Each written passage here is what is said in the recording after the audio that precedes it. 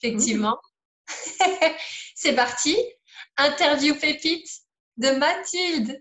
Tu vas bien, Mathilde? Super, super. Merci Cindy. Et toi? Ça va, super.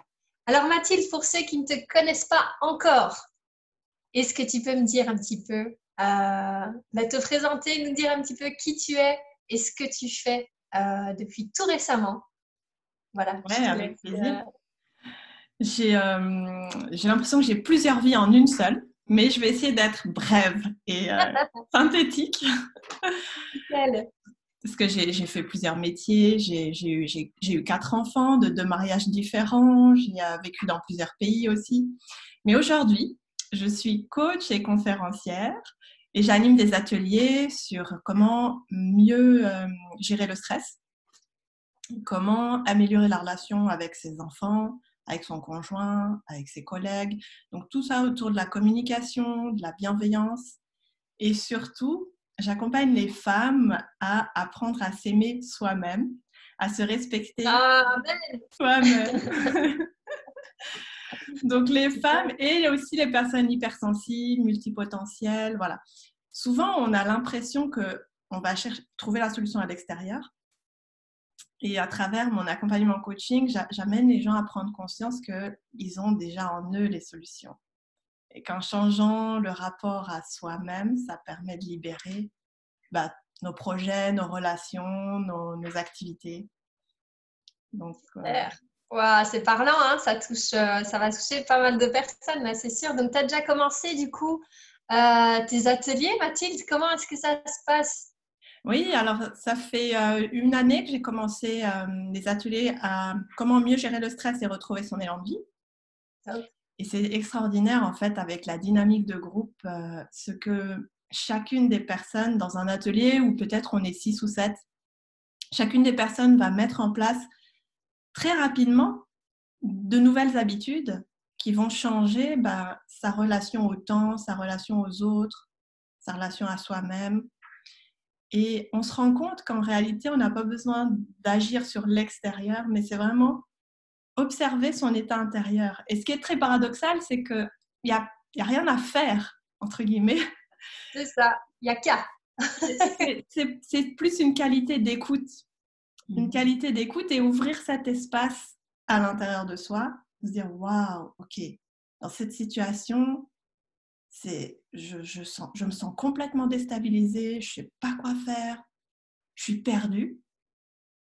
Juste d'observer ça, un moment, au lieu de vouloir tout de suite se raccrocher à oh, faut qu'il m'aide, faut absolument que je maintienne la relation, sinon je suis perdue.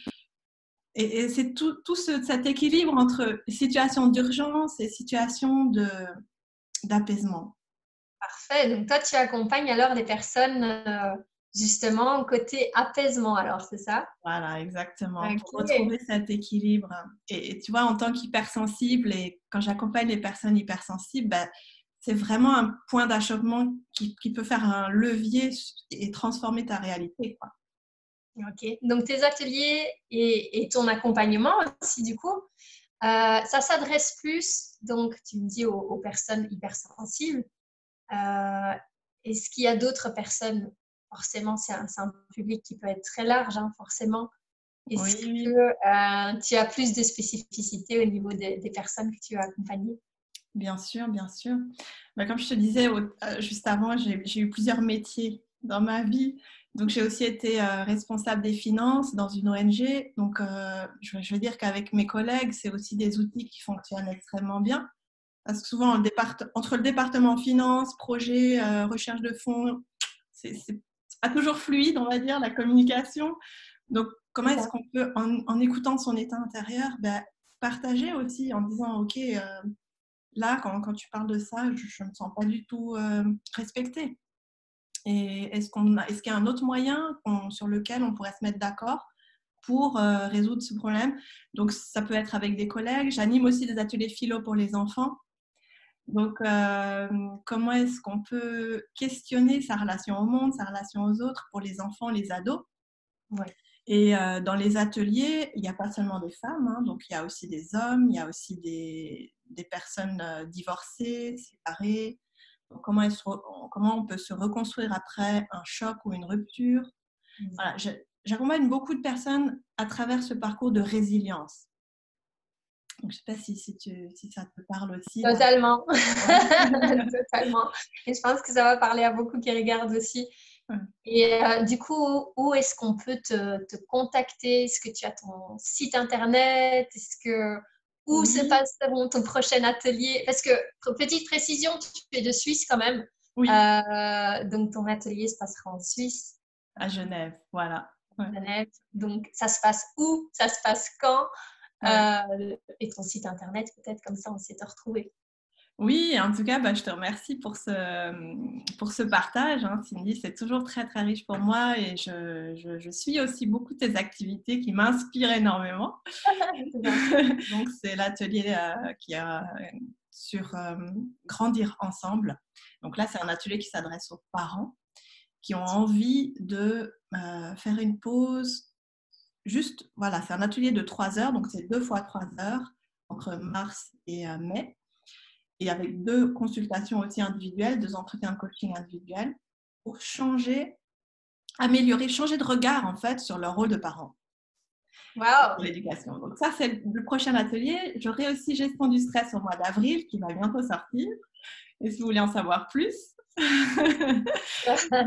vous pouvez aller sur mon site qui est encore en évolution, mais www.mathilderoch, donc mathilderoch.com.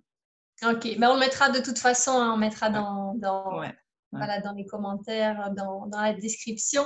Ok, super. Et au niveau des difficultés que tu as rencontrées, Mathilde, durant la mise en place de tout ça, pour peut-être un petit peu booster les gens qui auraient envie de se lancer, je pense que tout ça, tu le fais vraiment avec passion, tu le fais avec des événements qui sont arrivés à toi, donc tu apprends aux autres grâce à ce que toi tu as vécu.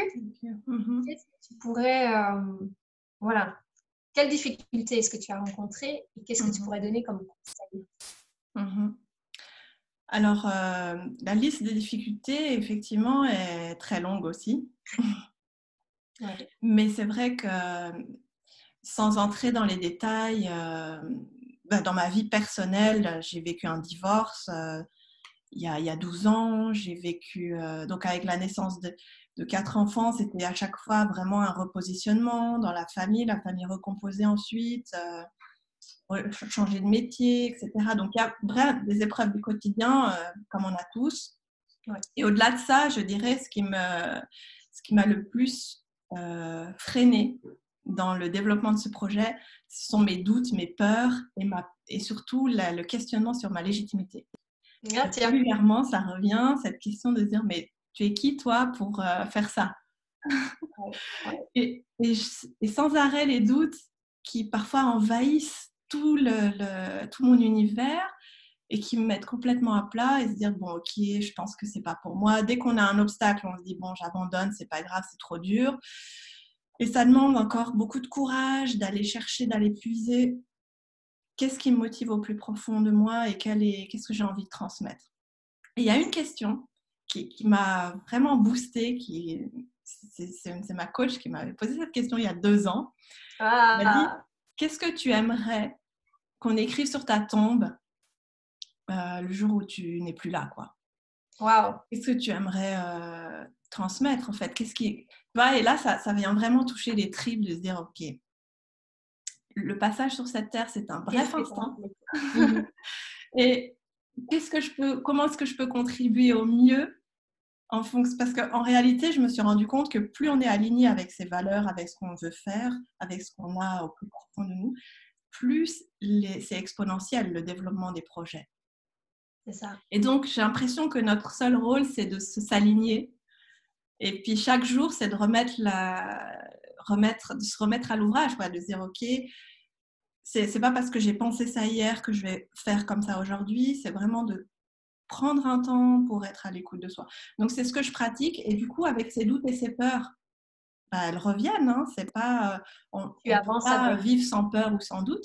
Et certainement qu'il y a aussi un côté positif à ce questionnement, puisqu'on n'est pas en pilotage automatique. On dit, voilà, j'ai signé ça, donc j'y vais. C'est ça. Les doutes permettent aussi d'améliorer le processus, d'évoluer. Donc ça, évoluer, c'est vraiment une valeur très forte aussi pour moi. Donc ça m'aide garder les doutes dans un coin, mais de régler le volume pour que ce soit acceptable pour continuer à mettre en place et à passer à l'action. Et avec l'école de coaching que je fais cette année avec André Roberti, c'est exactement dans cette lignée-là. C'est de se dire, mais on fait un pas chaque jour.